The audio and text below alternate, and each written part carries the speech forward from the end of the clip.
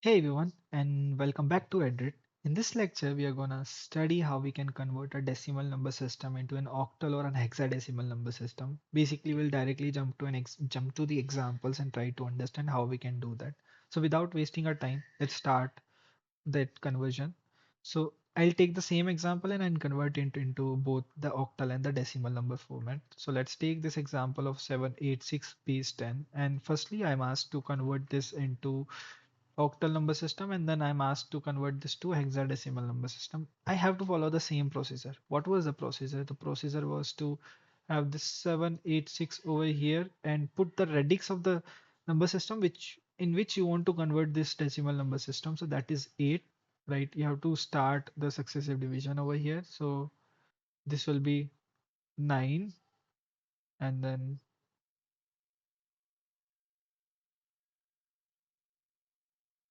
remainder will be 2,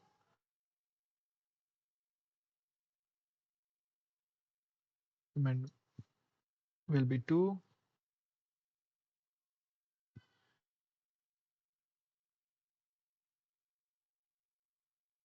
remainder will be 4, remainder will be 1, nothing.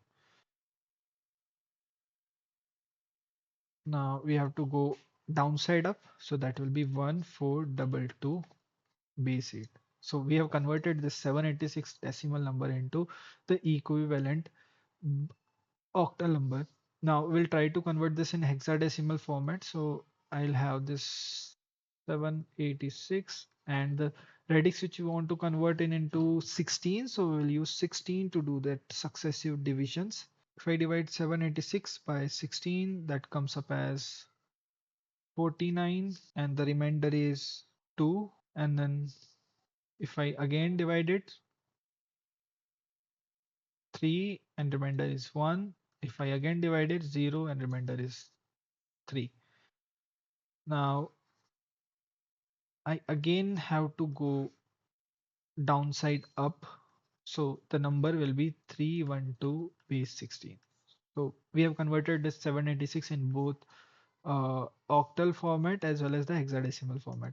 Now I'll try to take an example of decimal number system, the number which has decimal points as well. So let's take this example of uh, 25.025. Okay.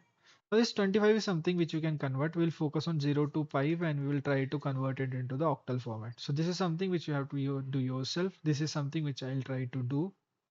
So you have to follow the same procedure. Multiply this 0.025 with 8, which will give 0.2. So take out 0 from here, put zero point 0.2 over here, multiply it 1.6, put 1 over here, put zero point 0.6 over here, multiply it 4.8, put 4 over here, zero point 0.8 over here, multiply it